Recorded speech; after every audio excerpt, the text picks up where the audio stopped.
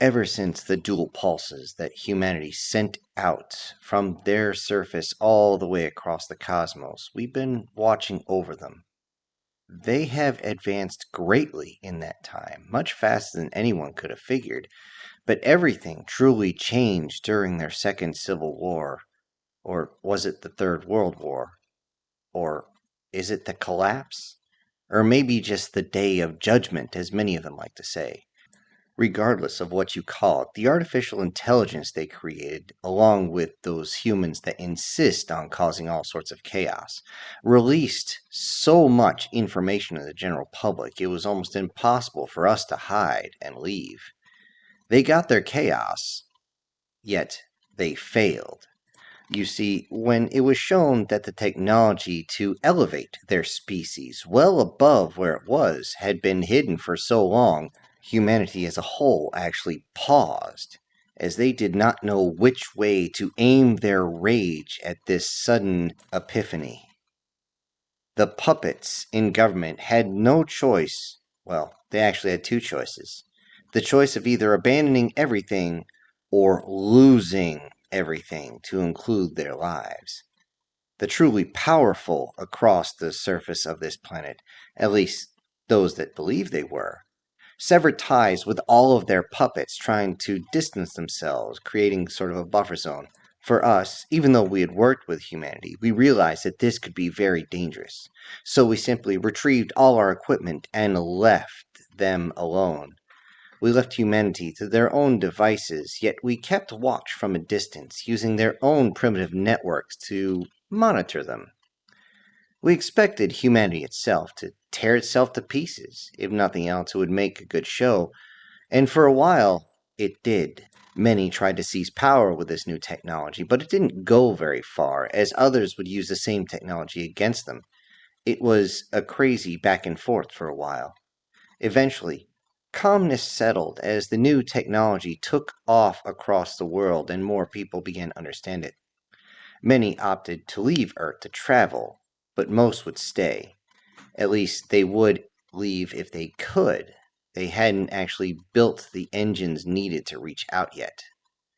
One of the major things that happened was there was new tech allowing humans to reach a new strata of their own physical forms. With this aid in technology, the humans became more than they were before. They could change themselves the way they wanted to make themselves stronger, faster, taller, smaller, bigger, shorter, etc., whatever they wanted to do. This new CRISPR technology, mixed with a few others, in particular quantum, made most humans decide they wanted to change one or two things. It also ended almost all disease once anybody was put in one of these pods. For most humans, this was odd and difficult to deal with at first. Yet seeing the results saw many men wanting to be taller and fitter, making sure that their blood was cleaned out and all the cancers removed. Women would de-age themselves, sometimes to the point of making some humans go, "That's a bit much," or making certain parts of their bodies bigger or smaller. This to us was hysterical to watch them care so much about their physicality. Although it finally seems as though humanity had finally reached the point of enlightenment. There were no actual wars anymore. There were small skirmishes, of course, but no one even considered war because now, with such a long life, everything was even more valuable. That is, until we discovered that the young, wealthy across the planet wanted to do something, well, we considered insane. You see, a few of them seemed to be obsessed with the new vid games that were coming out. Even though they had full immersion, for them it just wasn't real enough. For these that had been able to do things in their life like go on safari and massive vacations since they were old enough to find their own nose, they needed something else to stimulate themselves. And since they had the resources and they absolutely love medieval fantasy games, they wanted to do something interesting. We read many of their correspondence that were sent across the net. They were encrypted, but for our technology, we could figure it out easy. They talked about building one of their own little animatronic areas, something with a whole bunch of robots. They tried this, and it failed miserably. Reason being is they kept saying it was not lifelike enough. They wanted it to be real.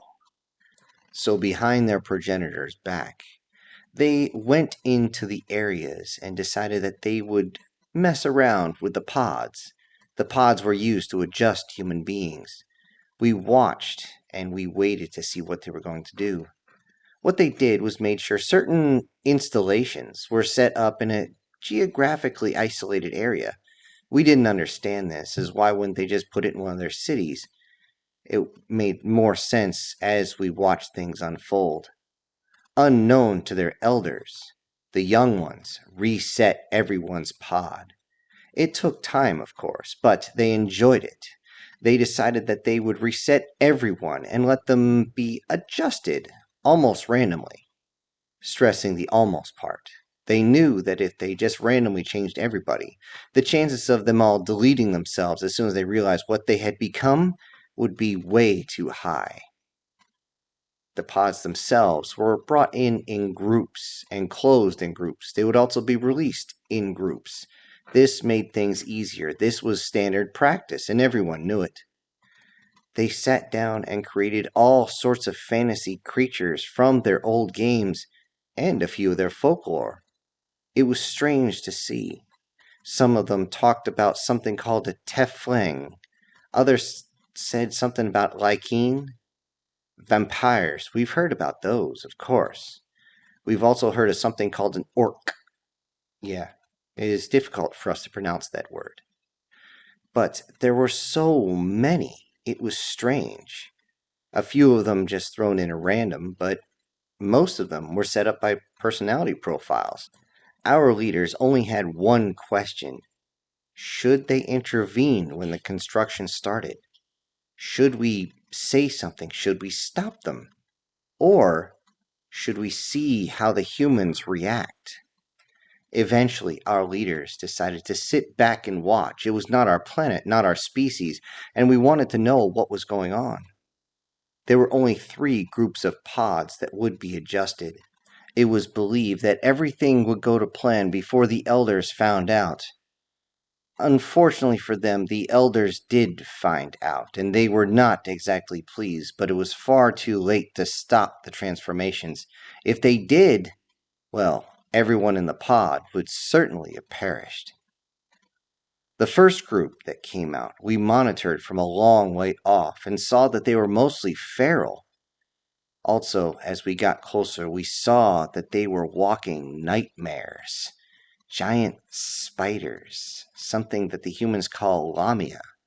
A group of goblins, one of which was so unbelievably obese that many of us were just sitting there as we were completely disgusted, thrown back, and yet we couldn't look away.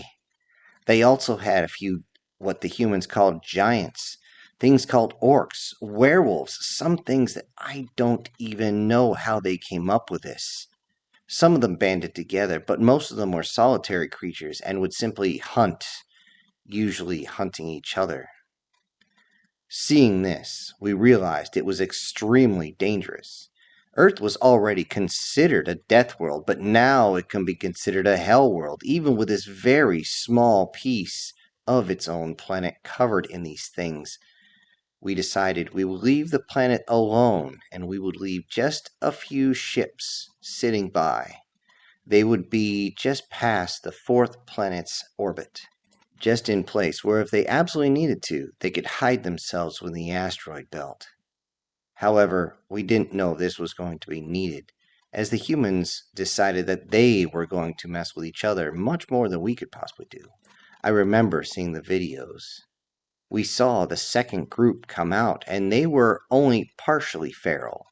Only 1 or 2 of these strange creatures came running out, some of them covered in blood, and yet they went out and just went off like animals. It was strange. And yet others walked out in a group almost in an organized fashion, as though they were able to converse with each other. We got close and could see that they actually could. Sure enough, They searched around for a long time. They did get assaulted a little bit, yet they soon found what seemed like a town that was right out of one of their strange fantasy games. Everyone was surprised to find it, but they were glad to have some sort of cover. These buildings and the walls surrounding it was exactly what they needed. It didn't take long for this group to set up their own version of a functioning government. We wondered if they were still human enough to deal with this sort of thing, but surprisingly they were. They even formed things from farms all the way to brothels, and they surprisingly survived. Well, mostly. They were still hunted on occasion, but they were able to deal with everything. It was at this point almost everyone left except for a single monitoring ship. They would sit there and watch for approximately 80 of the humans' years. We figured that it would be that long and they would come back and say that humanity had ripped itself to pieces. Yet that wasn't the case. What was also surprising is that humanity had not found out about us. This huge security breach. Sometimes they talked about us, but they were always told that they were insane. There was no proof. They even opened up a secret military facility in the middle of the Alaskan mountains and showed that it was nothing but humans. Yet we had left several solar rotations before. This gave us time to think what we would do with humanity now that we're not sure if they're human anymore. I still remember leaving their system. I wondered about the third group. If the first one was extremely feral, and the second one was basically human but in strange, different bodies, what the hell would the third group be like? Would they be even better or would they revert? I remember thinking the same thing on the day the message came in. A message that not only worried us, but also made us unbelievably intrigued, so much so that we could not leave it alone. The message, "They have escaped," came across. We looked on the video from the probes, and sure enough, we couldn't figure out what had happened, but somehow containment had been completely lost. There was huge damage in one area, as though part of a mountain had simply disintegrated. It was odd, but there was all sorts of mechanical pieces in there. All we could think of is, what the hell happened? Hello, everybody. This is Syntax. Thank you so much for joining me on today's story.